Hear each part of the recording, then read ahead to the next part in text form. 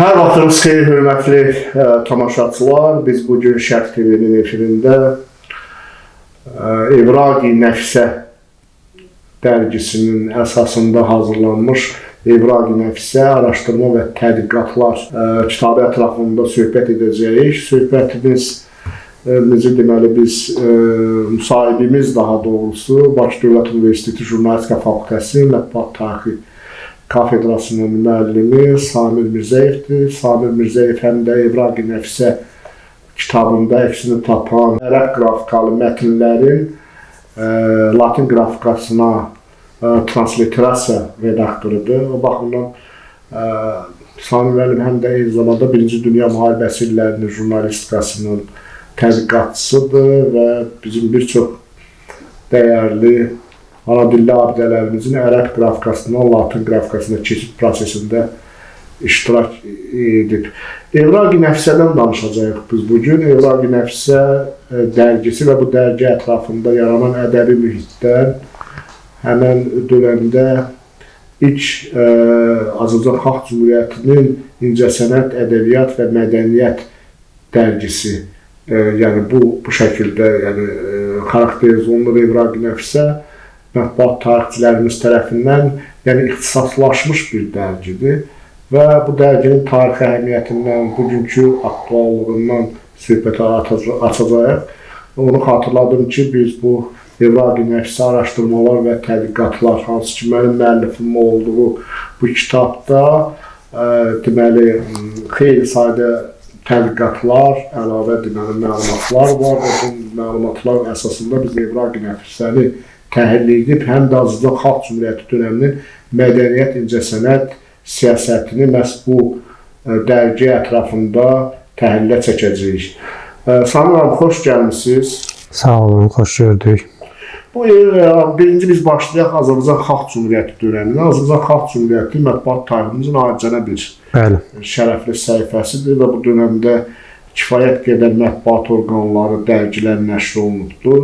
Hətta Əkinçidən ta 1918-ci ilə qədər olan biz dərgilərin sayıyla 23 aylıq dərgi və qəzetlərin sayını təhlil eləsək, müqayisə eləsək görərək ki, Azərbaycan Xalq Cümhuriyyəti dönəmində say etibarından, statistika etibarından kəmiyyət cəhətdən böyük fərq var. İdeya və ideoloji baxımından da həm də keyfiyyət cəhətdən.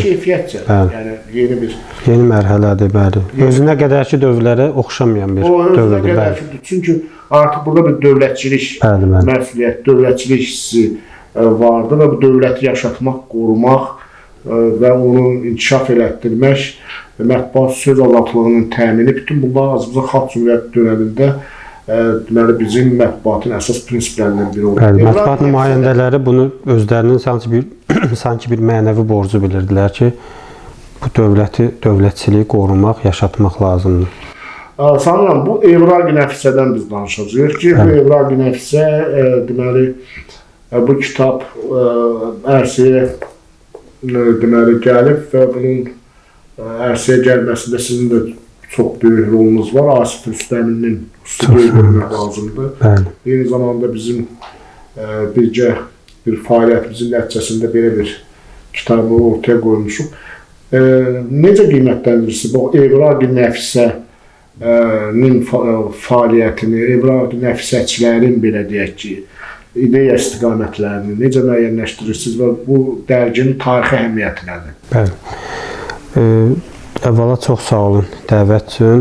Kitabla bağlı da mən sizi təbrik edirəm. Ümumiyyətlə, bu dərgi haqqında danışarkən dövrə nəzər salmaq lazımdır, Xalq Cümhuriyyəti dövrünə. Çünki bu dərgi birdən-bir ortaya çıxmadı. Yəni bunu dövr özü diktə elədi ki, bizim aydınlarımız, ziyalılarımız da fikirləşdilər ki, bu gənc dövləti yaşatmaq, qorumaq üçün siyasi publisistika öz yerində, amma bunu bir mədəni, ədəbi cəhətdən də əsaslandırmaq, ədəbi cəhətdən də onu irəli aparmaq üçün müəyyən işlər görmək lazımdır və bu mənada da xüsusi bir jurnalın nəşrini məqbul gördülər və bu özünə qədərki dövrdə ilk belə jurnal idi, ixtisaslaşmış. Düzdür, əvvəlki dövrlərdə Qurtuluş 15-ci ildə bəli, Qurtuluş dərgisində müəyyən cizgilər var idi. Bunun Dirilikdə də müəyyən. Dirilikdə, Qurtuluşda müəyyən nüanslar var idi ədəbi cəhətdən. Amma ki, Evraqi Nəfisə bunu sırf sistemləşdirdi və bilavasitə bu sahəyə özünü yönəltdi və elə ilk məqaləsində də biz görürük ki, orada qeyd olunur ki, bütün inkişaf etmiş cəmiyyətlərdə cəmiyyətin səviyyəsini ölçən məqamlardan biri də onun mədəni cəhətdən inkişafıdır. Əgər bir millət mədəni cəhətdən inkişaf edə bilmirsə, siyasi cəhətdən də bu natamam qalır. Yəni, bunlar bir-biri ilə paralel şəkildə getməlidir. Bizdə də o dövrdə siyasi cəhətdən artıq formalaşmış bir sistem var idi. Çünki siyasi jurnalistika əvvəlki dövrlərdən də, xüsusilə də Birinci Dünya Müharibəsi dövrünün jurnalistikası, siz də bunu çox gözəl bilirsiniz ki, bu Xalq Cümhuriyyəti dövrünün nəzər əsaslarını bir növ hazırlamışdı. Və Xalq Cümhuriyyəti dövründə bizim publisistlərimiz artıq bir növ bu siyasi mühitə hazırlıqlı idilər. Çünki əvvəldə müəyyən çar rejiminin sıxma boğmalarına, qadağalarına, həbslərə, sürgünlərə baxmayaraq o formanı, o zəmini yarada bilmişdilər. Və fikirləşdilər ki, Cümhuriyyət dövründə fikir pluralizminin, söz azadlığının bərqərar olduğu bir dövrdə siyasi jurnalistikaya dəstək olaraq niyə bir sırf mədəni, ədəbi, publisistik bir jurnal olmasın və beləcə Evraqi Nəfisə meydana gəldi və onun biz vərəqlərini, nömrələrini vərəqlədikcə görürük ki, az sayı çıxsa da 6 sayı nəşr olunmasına baxmayaraq mən deyərdim ki, qarşısına qoyduğu məqsədə nail ola bildi. Qısa bir müddətdə, necə ki, Cümhuriyyətimizin ömrü qısa sürdü, eləcə də jurnalın da çətin dövrü idi. Yəni, orada maddi cəhətdən müəyyən sıxıntılar var idi. Ona baxmayaraq, mən hesab edirəm ki, Evraqi Nəfisə o dövr üçün böyük hadisə idi. Və elə indi də biz baxırıq ki, elə indiki dövrlə də səsləşən bir xeyli məqalələr var. Çünki məqsəd ülvüdür. Yəni, burada məqsəd gənc dövləti qorumaq, onu möhkəmləndirmək və belə deyək, ədəbi mədəni cəhətdən onun bərqərar olmasını, sabitliyinə müəyyən qədər töhfə verməkdir və ona mən deyərdim ki, nail ola biliblər. Cümhuriyyət vaxtında milli mətbuat qismi o birlərdən sayca, kəmiyyətcə aşağı, zəif idi. Yəni, düzdür, fikir azadlığı, bəli, bunu etiraf eləmək lazımdır. Söz azadlığının bu da bir göstəricisidir ki, gənc müstəqil dövlətdə əks fikirlilər üstünlük təşkil edirdi. Və ona görə də, məsəl üçün, əsas yük Azərbaycan qəzetinin üstünə düşürdüsə, o da məcburiyyətdən siyasi mövzulara daha çox önəm verirdi. Düzdür, orada da teatr, musiqi, müəyyən mövzular var idi, bəli. Qəzetin axırıncı səhifəsində teatr afişaları var. Bəli. Ön səhifələrində Azərbaycanın... Amma Evraqi Nəfisə sanki oradakı o, belə deyək, tam boşluq da deməyək, müəyyən o çatışmazlıqları, belə deyərdik ki, sözün tam mənası ilə doldura bildi. Bir növ qəzetə dəstək verdi Azərbaycana. Evraqi Nəfisə, deməli, Zülfüqar bəy Hacıbəylinin naşirliyi ilə Əlabbas Müznibin də... Bəli, çünki Azərbaycan da onun qardaşıdır. Bir növ qardaşına həm də dəstək. Qardaşlar birləşib dövlətin, necə deyim, irəli getmək üçün çiyinlərin vermişdilər yükün altına. Əsaslarını formalaşdırmaq üçün çalışdı və bu qardaşların həqiqətən də Zülfüqar bəyin, Ceyhun bəy, Üzeyir bəy, 3 qardaş, bəli. Yəni, çox böyük xidmətlər vardı və bu xidmətlərdən biri də Hacıbəylilər nəslinin, o qardaşların ən böyük xidmətlərindən biri də Evraqi Nəfisənin çapı idi. Evraqi Nəfisənin çapında, yəni, baxaq, biz deməli, varaqlayanda nə görürük? Orada görürük ki, bir qədrşünaslıq. Yəni, Azərbaycan teatrının formalaşmasında iştirak edən aktyorlar hələ sağlığındaykən onların tərcümə hallarını verirlər. Hətta onlardan müsahibələr alırlar. Onların fəaliyyətini bir növ stimullaşdırırlar. Stimullaşdırırlar və Hacıbəyli qardaşları teatr müdiriyyətinin, deməli, o deməli teatr sənətinin inkişafına bu şəkildə yəni həm keçmişinə hörmət edir və belə deyək ki, indiki dövrdə də ki, o fəaliyyətlərini stimullaşdırır. Yəni bu baxımdan və burada bir məsələ var ki, bu deməli bizim milli ideologiyamızın bütün komponentləri burada var. Burada həm türkçülük var, həm İslamçılıq var, həm də Avropalaşma, yəni müasirləşmə var. Və burada ən mühüm bundan ibarətdir ki, bu dərginin bir sayı İslam mədəniyyətinə həsr olunub. Bir sayı Azərbaycanın müstəqilliyinə, sırf Azərbaycanın 1919-cu ildə may ayının 28-də deməli bir illik münasibətilə xüsusi buraxılır. Hətta sanırım orada o vərəqələrdə, köhnə vərəqələrdə baxdıq biz, yəni qırmızı şriftlər var idi. İstəyiblər ki, bunlar qırmızı, yəni bayram libasında evraq-ı nəfsəni ərsəyə gətirsinlər. Ancaq çox təəssüf ki, yəni ona imkanlar olmayıbdır və yazıların müəyyən... Həm də o dövrdə bir Azərbaycan qəzeti bir illiklə bağlı xüsusi nömrə həsr etmişdi. Evraq-ı nəfsə, yəni xüsusi buraxılışda orada deməli həm bizim Əl Abbas Müznif Azərbaycan mətbuat tarixində çox böyük xidmətləri olmuş. Bizim azman jurnalistlərimizdən bəli. Onun yazısı var istiqlalla bağlı. Azərbaycan istiqlalının keçdiyi o tarixi mərhələləri çox gözəl. Həm publisist, həm yazıları var, həm şeirləri var, bəli. İslam mədəniyyəti, İslamla bağlı çox gözəl yazılar var və orada o xanımlarla bağlı bir İslam, bəli. İslam xanımları, Türk İslam aləminin tanınmış xanımları. Tanınmış xanımları, onun Türk İslam aləmi həm ədəbiyyat sahəsində, həm də bunu Əl Abbas Müznib o vaxtı Diriliş jurnalında da başlatmışdı. Bu davam elətdirmişdi, bəli. Bəzi elementləri o Diriliş jurnalına gəlirdi. Bu çox böyük bir tədqiqat işi idi, ortaya qoyduq və onu xatırladım ki, yəni bu layihəyə Azərbaycan Respublikası Mədəniyyət Nazirliyinin dəstəyi ilə Azərbaycan Türk Ocağı İctimai Birliyinin birgə həyata keçirdiyi bir layihədir və bu layihədə nəticəsi olaraq belə bir kitab ərsəyə gəlir və bu kitabın kitab bölümlərdən ibarətdir. Bu bölümlər orada nə var? Birinci deməli ön söz müəllifi, ön sözü deməli yazan bizim çox hörmətli professor Asif Rüstəmlidir. Asif Rüstəmli burada xeyli məsələlərə aydınlıq gətirib. Özü xüsusilə də evraq, bəli, onu əsaslandırıb, bəli. Yəni əsaslandırıb. Sonra mənim burada iri həcmli böyük bir araşdırmam var və eyni zamanda ərəb əlifbasından deməli çevirdiyimiz seçmələr var, bölümlərlə. Məsələn, teatr və musiqi ayrıca, musiqi haqqında ayrıcana deməli məqalələr ayrıcana bölümdə dərc olunubdur.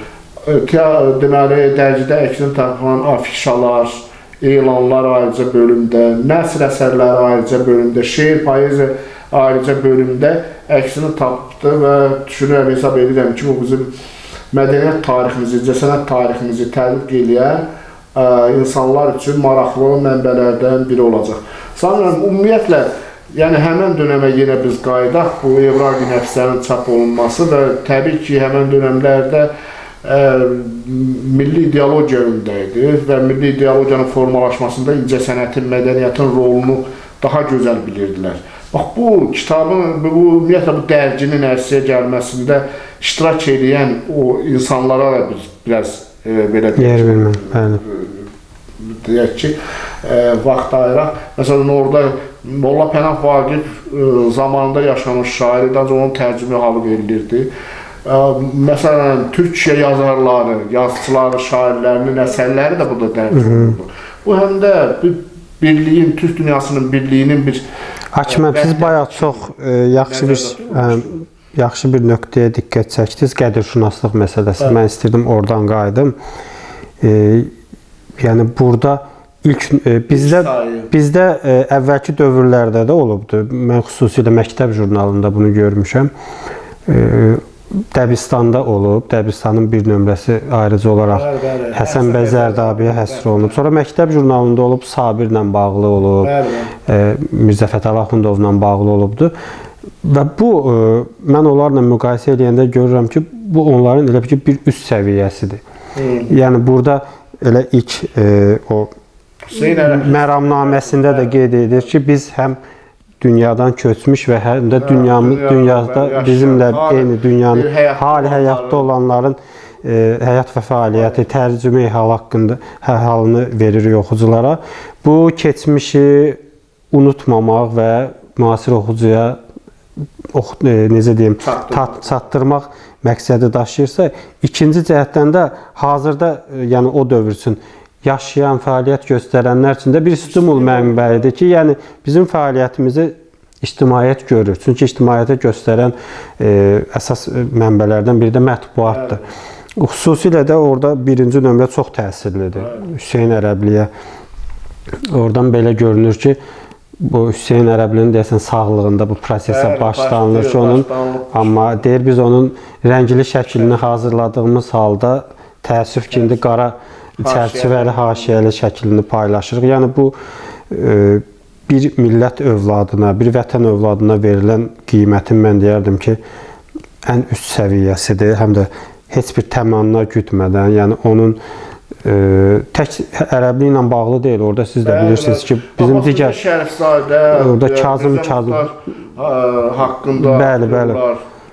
Həm bizim o dövrün teatr və sənət xadimləri haqqında mütəmadi olaraq oxuculara məlumat verilir. Həm də burada bir növ ümumtürk və hətta İslam dünyasını əhatə edir. Yəni həm Türkiyə ilə bağlı, orada Türkiyəli tanınmış Tofiq Fikrətli, Məhəmməd Əmin Yurdaquldur. Bəli. Tərcümə halını verir və eyni zamanda o tanınmış şeirlərini verir. Və Məhəmməd Əmin Yurdaqulunu həm də Azərbaycan cəmiyyətinə çatdırır ki, bu saf türkcə uğrunda. Həm də hər yazıda siz yazıları olur. Həm də hər yazıda fikir vermisinizsə, şəkillərlə də təkcə mədəniyyət xadimləri yox, elə tariximizdə müəyyən ümumtürk tarixində iz qoymuş Əmir Teymurdur, Şah Abbasdır və digər o dövrün şəxsiyyətləri, dahi şəxsiyyətlərinin də şəkilləri verilib. Düzdür, onlar sırf mədəniyyət adamı kimi yox, amma tarixin bir parçası kimi. Bu da elə dirilikdən gələn bir ənənədir. Dirilikdə də çünki Qaspralının şəklini verir və tərcümə halını verir. Bəli. Həm də bu bilirsiniz, Akif müəllim, müasir oxucular üçün o da maraqlı olar ki, indi əlçatandır hamının tərcümə halını əldə etmək, tapmaq, öyrənmək. Amma o dövrdə bu elə də əlçatan deyildi. Məhz Evraq-ı Nəfisə kimi mənbələr bizə ilkin məxəz rolunu oynayır ki, biz orada tutaq ki, elə Ərəbli haqqında da ilk dəfə mən bilən burada tərcümə halını. Digər haqqında ilk dəfə tərcümə halını ilk dəfə özü yazıbdır. Tərcümə halını bəzi şəkillərini hətta ona redaksiya göndərib və həmən deməli məcmuə çapa hazırlanan ərəfədə bunu qətlə yetirir. Bəli. Orada ilk dəfə tərcümə halı da sonra deməli o Hüseyn Ərəblinin səhnə fəaliyyəti ilə bağlı sənət dostlarının fikirləri, taziyə teleqramları, hansı ki yaz və matəmlə bağlı şeirlər. Çox, yəni baxırsan ki, burada yəni ədəbiyyata baş sağlıqları nə qədər və eyni zamanda ədəbiyyata, mədəniyyətə və incəsənətə nə dərəcədə yəni bunlar həssas yanaşıblar. Bax bu baxımdan ümumiyyətlə fikirlərimizi yekunlaşdıraq, bu cür layihələrin həyata keçirilməsinə mənə görə elə gəlir ki, çox ciddi ehtiyac var. Çox, bəli. Yəni bu kitabın ərsəyə gəlməsində rol olan bütün insanların hər birinə təbii ki, bir təşəkkür borcumuz var və düşünürəm, hesab edirəm ki, burada xeyli materiallar var ki, bu gün də bizim incəsənət tariximizin, mədəniyyət tariximizin öyrənilməsində mənbə rolunu oynaya bilər. Məsələn, Əli Əkbər Hüseynzadə bir aktyor idi, Bakıda doğulmuşdu və onun deməli, özü öz fəaliyyəti ilə bağlı, neçə yaşında səhnəyə gəlişi ilə bağlı məlumat verir. Ümumiyyətlə, bizim ilk teatr tamaşaları hansı şəraitdə, hansı vəziyyətdə göstərilibdir, bax, onun əyani şəkildə, yəni burada öz fikirlərində əks elətdir. Abbas Mirzə Şərifzadə, məsələn, onunla bağlı, özünün yəni sağlığında. Həm də Akif müəllim, orada fikir vermişsinizsə, əksər tərcümə hallarda şəxslər özləri o bir növ o şükran, minnətdarlıqların həm də Üzeyir Hacıbəyli qardaşların müdiriyyətinə. Çünki bu qardaşlar həm mətbu orqanlara rəhbərlik edirdilər, həm də əlavə fəaliyyətləri də var idi. Bu fəaliyyətləri çərçivəsində də ərəblidən tutmuş bütün bizim o dövrün ziyalılarını öz qanadları altına çəkib, hətta onların maddi və mənəvi tərəfləri təqaüd də kəsiblər onlara, bəli. Və bunların hamısı burada əksini tapıb. Deməli, sanırım, burada bizim diqqətimizi çəkən bir məsələ də var ki, bu milli marşlar. Milli marş, bəli. Bax, bu milli marşlar, Tazə marş, milli mahnı, Zülfüqar bəy Hacıbəylinin özünün də, bəli. Sonra deməli, əskər yığdı bir şey. Mən əskər dediniz, yadıma düşdü, elə bayaqdan onu fikirləşirdim. Orada, elə bu səhifəni açmışsınız, çox orada təsirli bir şeir var. Bir xanım oğlunu deyəsən əskər aparmış bir anaya müraciətlə deyir ki, kaş mənim də bir oğlum olardı, mən bu dəqiqə ona əskər verərdim. Yəni, bir növ gənc respublikanı, gənc hökuməti ayaqda saxlamaq üçün əsas məqamlardan biri də əlbəttə ki, orduydu, milli orduydu. Yəni, bu təşviq edir ki, övladlarınızı ordudan yayındırmayın, əksinə canla, başla göndərin. Çünki onlar başqasının yox, öz torpağımızı qoruyur, öz milli hökumətimizi qoruyur. Çox yəni təsirli şeirdir. Mən hesab edirəm ki, o dövrdə o şeiri oxuyanlar yəqin ki, onun təsirindən çıxa bilməyiblər. Yəni, bax, həmən onların özü, ona görə sanırım, diqqətimi ona gətirdim ki, yəni burada, bax, həm də ona gətirmək lazımdır ki, həmən dönəmdə mədəniyyət, ədəbiyyat, incəsənət sahəsində ixtisaslaşmış olan bir dərgi burada milli ordu quruculuğuna da töhfə verir. Milli marş yazır, yəni sonra əskər yığdı şeirini dərc edir, anaların dilindən deməli müraciət edir başqa analara. Yəni, mənim oğlum olsaydı, mən də, kaş mənim də bir oğlum olsaydı, orduya göndərərdim, çox həvəsli. Yəni, bunların hamısı, yəni həmən dönəmdə Evraqi Nəfsənin, belə deyək ki, Azərbaycan cəmiyyətinə, Azərbaycan xalqına verdiyi, belə deyək ki, o mənəvi bir qida. Qidadır, bəli. Qidadır. Düşünürəm, hesab edirəm ki, söhbətimiz maraqlı alındır və yəni, saatlarla danışdıqca oradan xeyrə şeylər yada düşür. Yəni, xanım müəlliflər, xanım müəlliflər, məsələn, ilk dəfə olaraq, bu təbii ki, şeydə var idi, dirliyi səhifələrində var idi ki, məsələn, türk xanımlarla bağlı mədəniyyət, ədəbiyyat, incəsənət sahəsində xüsusi xidmətləri olan, bəli. Deməli, o xanımların tərcümə halları dərc olunurdu və cəmiyyətə təqdim olunurdu. Burada xeyli sayda, yəni maraqlı materiallar var və həmən afişalar var, ayrıca. Biz bu kitabda da ayrıca afişaları verdik ki, yəni həmən dönəmin bir teatr, sənət mənzərəsi müəyyənləşsin, yəni görünsün burada.